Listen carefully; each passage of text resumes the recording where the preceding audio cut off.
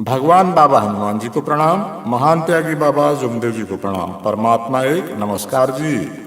इस गरीब परिवार में महान त्यागी बाबा जुमदेव जी का जन्म 3 अप्रैल 1921 को बुधवार के दिन हुआ।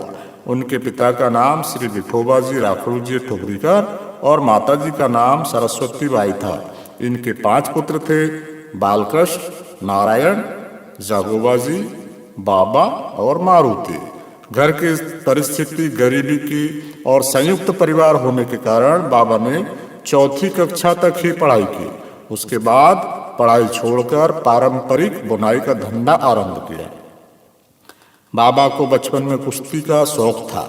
अखाड़े में जाकर पसीना बहाकर मेहनत करते थे। इसलिए कुछ समय पश्चात गोलीबार चौक में जुम्मन पहलवान के नाम से जाने जाते थे। 17 साल की ही आयु में नागपुर जिले में स्थित खापा निवासी प्रतिष्ठित नागरिक श्री बापूजी बुर्डे जी की सुकन्या और उस इलाके के अग्रसर बुनकर नेता श्री सोमाजी बुर्डे जी की छोटी बहन वाराणसी बाई के साथ विवाह हुआ। उसके पश्चात 2 वर्ष बाद 19 वर्ष की आयु में बाबा ने बुनाई का धंधा छोड़कर सोने चांदी की दुकान में सेठ केसरीमल के यहाँ बही खाते लिखने का काम करने लगे। दुकान के मालिक मारवाड़ी समुदाय से थे। सेठ केसरीमल की मृत्यु के बाद उनके बेटे मदन सेठ पुगलिया अपने मामा सेठ सरदार मल की देखरेख में दुकान संभाल रहे थे। वहां पर एक दिन सुबह के समय दुकान की सफाई करते समय बाबा को 10 तोले का सोने का हार दुकान की छोटी अलमारी में रखा हुआ दिखाई दिया। वह हार खुली अलमारी में देखते ही बाबा चकाचौंध हो गए। बाबा सोने का हार लेकर सेठ सरदारमल के पास पहुंचे। सेठ जी ने अपने भांजे डागा जी को बुलाया। उन्होंने उससे हार के बारे में पूछताछ की और उस पर डांट लगाकर एक थप्पड़ लगाया और कहने लगे कि यह लड़का ईमानदार है, इसलिए यह हार हमें लाकर दिए।